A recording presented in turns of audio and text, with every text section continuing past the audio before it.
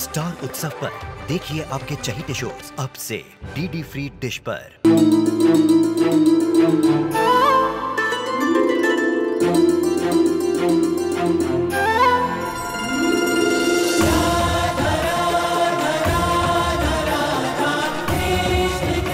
उत्तर प्रदेश की ब्रजभूमि से आरंभ हुई वो प्रेम गाथा जिसने पूरे जग को समझाई प्रेम की परिभाषा। राधा कृष्ण 1 अप्रैल से सोमवार से रविवार सुबह 10 बजे स्टार उत्सव पर।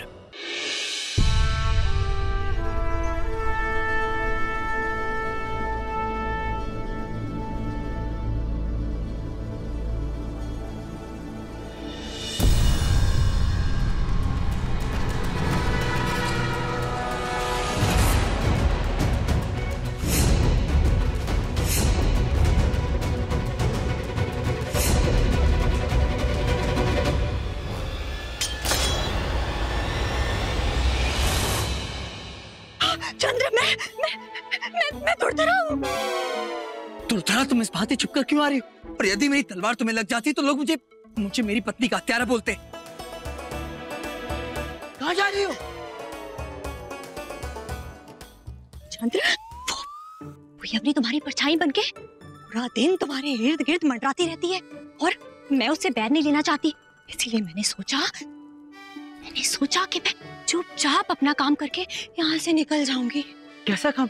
और तुम इतनी सारी चोरियों को लेकर कौन सा युद्ध लड़ने जा रही हो?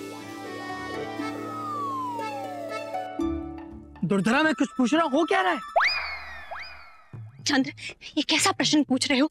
तुम्हें तो ज्ञात होना चाहिए ना, ये छुरियां युद्ध लड़ने के काम नहीं आती। ये तो शाख काटने के काम आती है। खैर वो सब छोड़ो, तुम मुझे ये बताओ कि तुम्हारे कक्ष में कोई छुरी तो नहीं है? तुम बताओ, हो क्या रहा है? दुर्धरा, बताओ ना, हो क्या रहा है? जो पूछ रही हूँ उसका उत्तर दो, अन्य प्रश्न क्यों? दुर्धरा, बताओ बात क्या है? जरा निकट आओ। मैं इस महल से सारी छुरियां छुपा रही हूँ ताकि वो यवनी उन्हें खोज ना पाए। तुम्हारा मतलब है हेलेना? किंतु तुम हेलेना से छुरियां क्यों छुपा रही हो? क्योंकि मैं नहीं चाहती हूँ कि किसी के प्राणों पर बनाए जैसे मेरे प्राणों पे बनाए। क्या हेलेना के कारण तुम्हारे प्राण संकट में आ गए? हाँ, तुम नहीं जानते, पिपली वन में उसे कोई दासी नहीं मिली तो उसने मेरा कलेजा खाने की कोशिश की। इत्र के बहाने मुझे वो सूंघ रही थी मेरा हाथ पकड़कर। पता है क्यों? उसके हाथ में छुरी थी चंद्र। ये तो सोच के मेरा जी घबराता है। अच्छा, और तुम वहाँ से बच कैसे निकली? क्योंकि मैं बहुत साहसी हूँ। मैंने बड़ी साहस से उसका मुकाबला किया, इसीलिए मैं बच गई। उसने मेरे साथ कुछ नहीं किया क्योंकि अन्य लोग वो उतने साहसी नहीं है।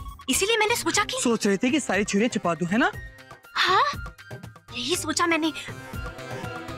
इसीलिए मैं पूछ रही हूँ, तुम्हारे कक्ष में अगर कोई छुरी है तो मुझे दे दो, मैं उसे भी छुपा दूंगी। अरे वाह दुर्धरा, देखो तुम्हें मेरी कितनी चिंता है। किंतु क्या है ना, मेरे विवाह के बाद मैंने अपने कक्ष में छुरी रखनी बंद कर दिया। क्या पता कब कौन मुझ पर आक्रमण करते। कौन करेगा तुम पर हमला?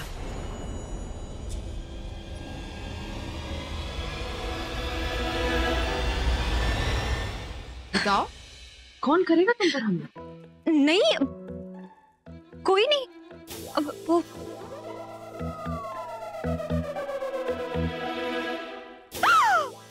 अब इतनी सारी छुरियां क्यों लेकर आई? बताओ बताओ दुर्धरा, मौन क्यों?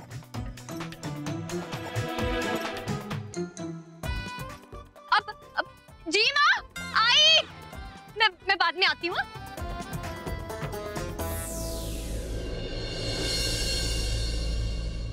क्या तुम अब तक मुझसे नाराज हो? नहीं। तुम्हें कुछ चाहिए? हाँ।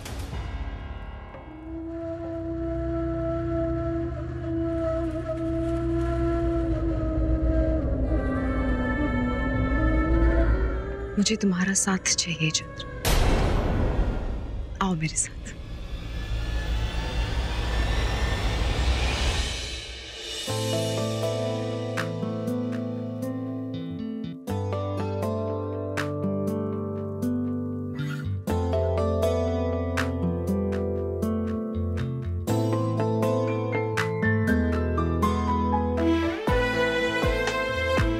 ये तुम क्या कर रही हो?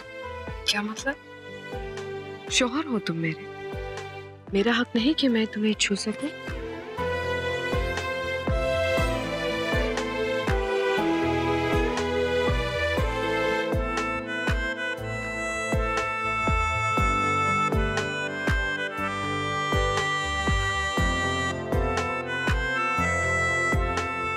सच कहूं तो मैं तुमसे केवल एक ही चीज चाहती हूँ चंद्र, तुम्हारी माफी। मेरी आंखें बदले की आग में ये भी न देख सकी कि छाया की जिंदगी मेरे मकसद से कहीं ज्यादा अहम है।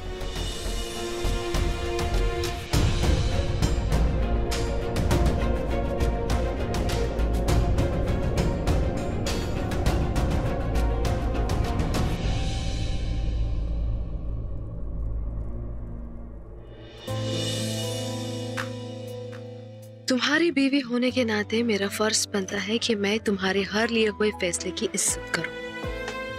इसलिए मुझे माफ कर दो चंद्र। तो क्या तुम अब मलय केतु से प्रतिशोध नहीं लेना चाहती?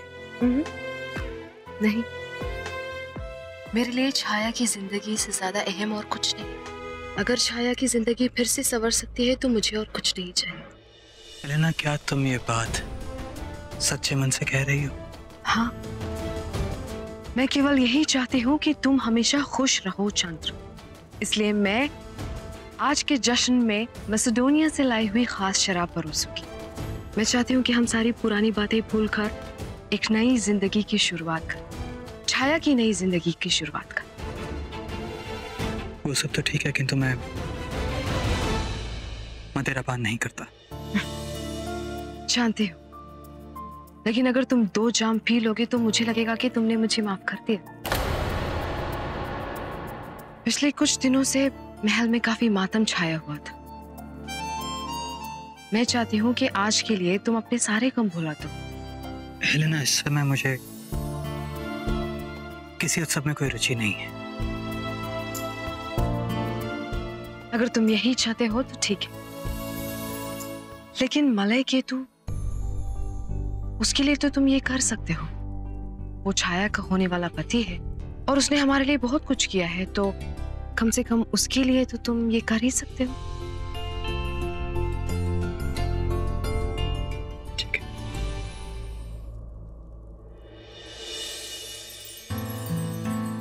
मुझे माफी देने के लिए बहुत बहुत शुक्रिया।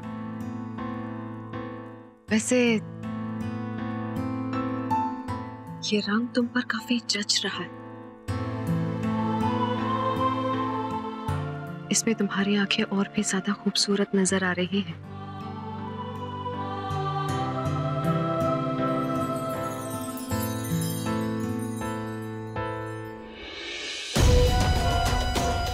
आज की रात तुम्हारे लिए बहुत यादगार होने वाली है चंद्र। क्या उत्सव मनाया जा रहा है? हाँ, महारानी हेलेना के आदेश से, किंतु ये केवल पुरुषों के लिए है। महाराज मलय केतु को अन्य सम्राटों से भेंट करवाएंगे। कल विवाह है ना?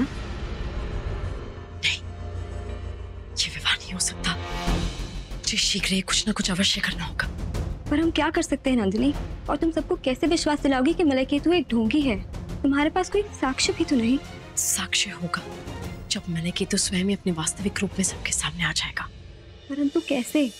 मलय केतु का सत्य उसके मुख से स्वयं ही निकलवाना होगा, तभी सबको मेरे पे विश्वास होगा।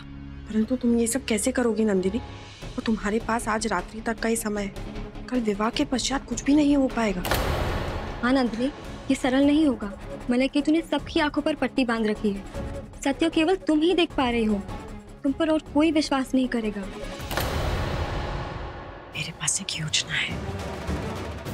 आज रात्रि मलय केतु का सत्य सबके सामने होगा।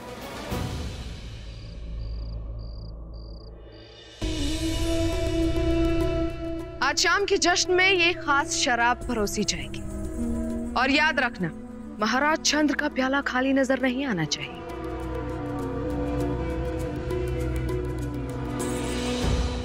आज रात को जब ये शराब तुम पर अपना असर दिखाएगी, तब जाकर तुम पर मेरे हुस्न का असर होगा। आज हम एक होने वाले हैं चंद्र।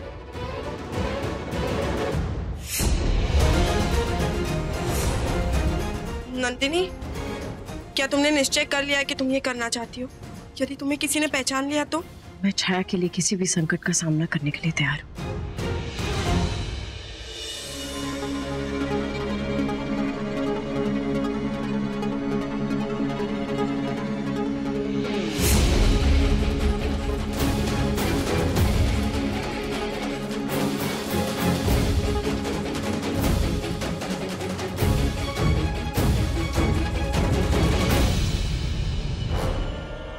दासी, तुम्हें दिखाई नहीं देता?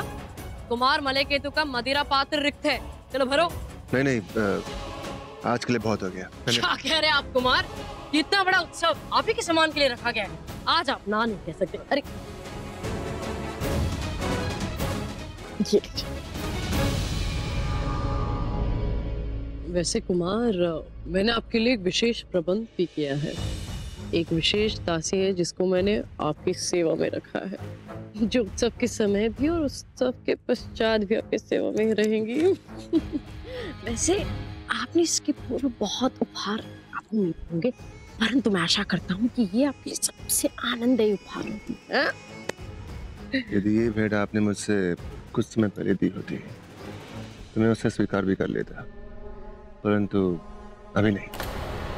अब क्या करूं? इसका सत्य कैसे उगलवाऊं?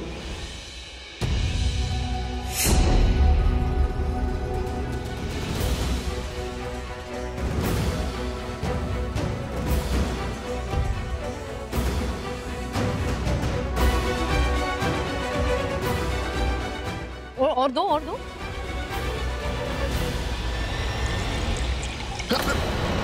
क्या क्या तुमने? हाँ? क्षमा कर दीजिए महाराज, मुझसे भूल हो गई। ठीक है, अगली बार ध्यान देना।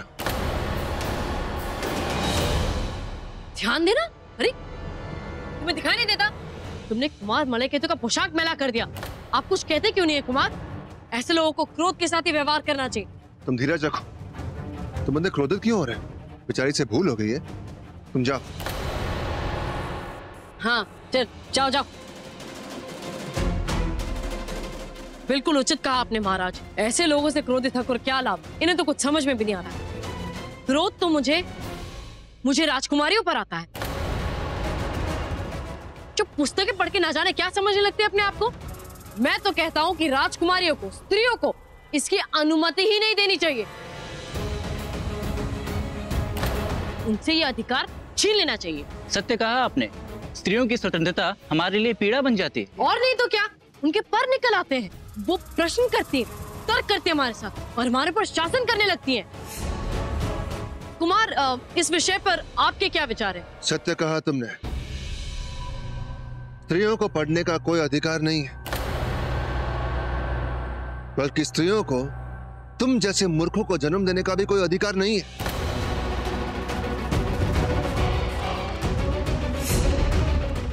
जो तुम्हें जन्म देते हैं, तुम उन्हें बांध कर रखना चाहते हो। जिस कोख से जन्म लेते हो उसे गाली देते हो। मूर्ख नहीं, तुम अपराधी हो। लज्जा आती है तुम्हारी बात सुनकर, बल्कि मुझे लज्जा आती है अपने आप पर कि मैं तुम्हारी बात सुन क्यों रहा हूं। तुम्हारी ये बात सुनकर मुझे तुम पर बहुत गर्व है और स्वयं पर अभिमान कि मैंने तुम्हें अपनी बहन के योग्य समझा। और कैसे राजकुमार हैं आप, जो स्त्रियों का सम्मान करना नहीं जानते। यदि आप हमारे अतिथि ना होते तो आज ही आपकी पुण्यतिथि होती। हमारे अतिथि का सत्कार किया जाए। आप चिंतित ना हो, बैठे।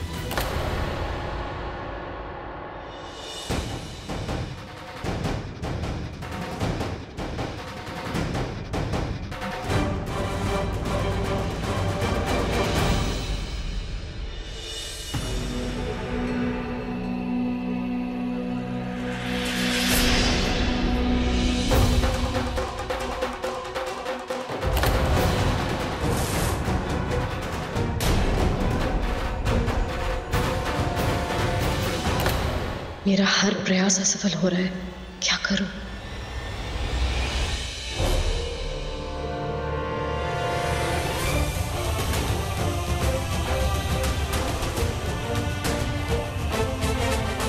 राजकुमार, आपने ये क्या किया? जी मैं समझा नहीं। हमारे कहने का तात्पर्य ये है कि आपने अपनी मदिरा को उसमें क्यों फेंक दिया?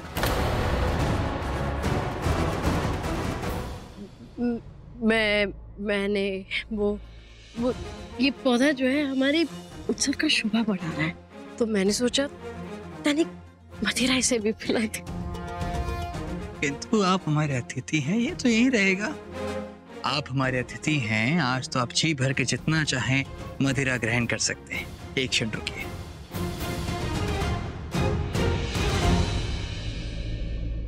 ये लीजिए।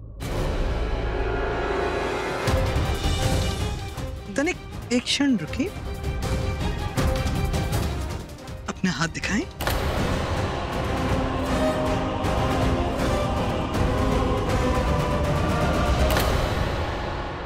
इतने कोमल हाथ, लगता है आज तक आपके हाथों की मित्रता शस्त्रों से नहीं हुई है। ऐसे आपने हमें बताया नहीं कि आप किस प्रदेश के हैं। अपना परिचय हमें दें।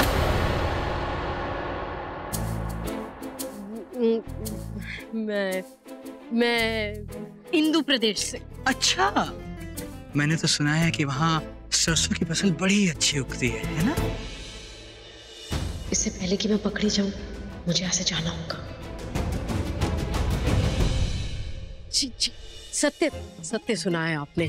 हमारे इंदु प्रदेश में फसलें बहुत बहुत अच्छी आती है। अगली बार आपसे भेंट हो तो अवश्य आपको लेकर चलूंगा। अब आगे आने मुझे बहुत बहुत निद्रा आ रही है।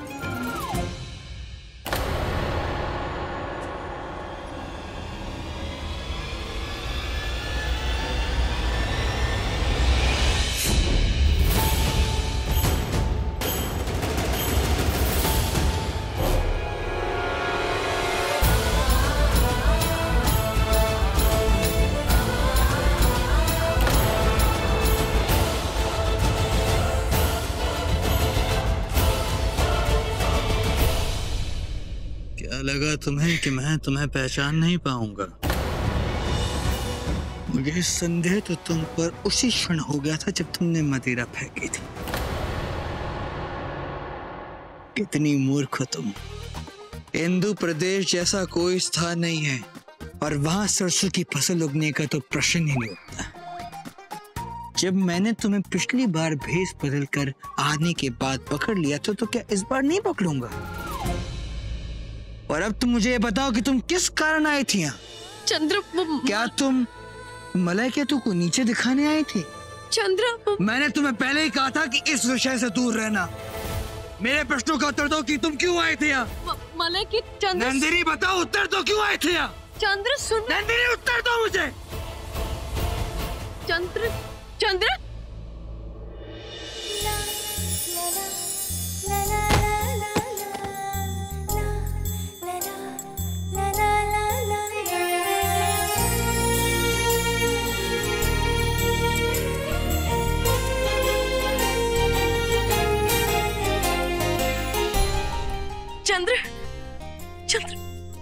उठो। चंद्र ईश्वर, चंद्र।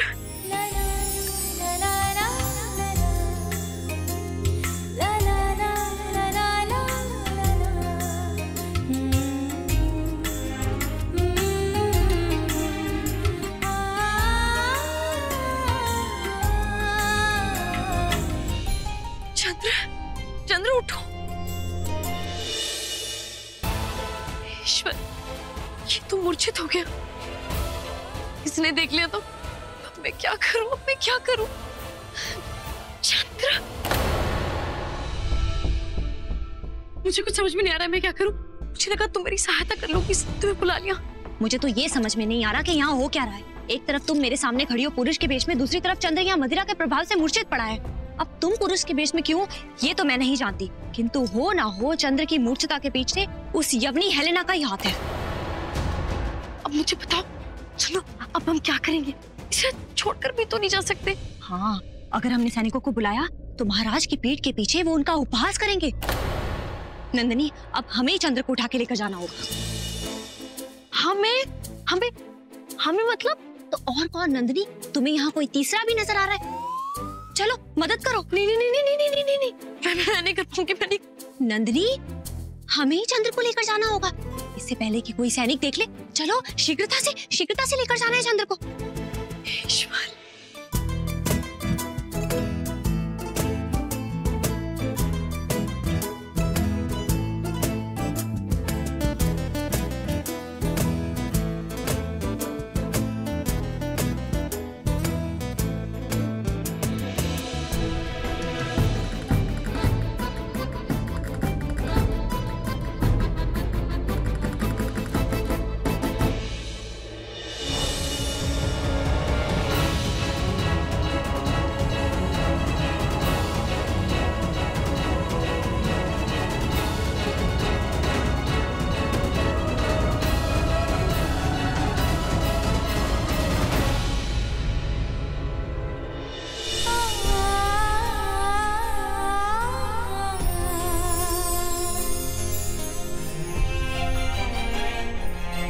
अरे तुम लोग यहाँ क्या कर रहे हो? वहाँ वो यवनी अर्थात महारानी हेलेना तुम्हें पुकार रही है। वो अपने कक्ष के बाहर का पहरा बढ़ाना चाहती है। शीघ्रता से जाओ उनके पास।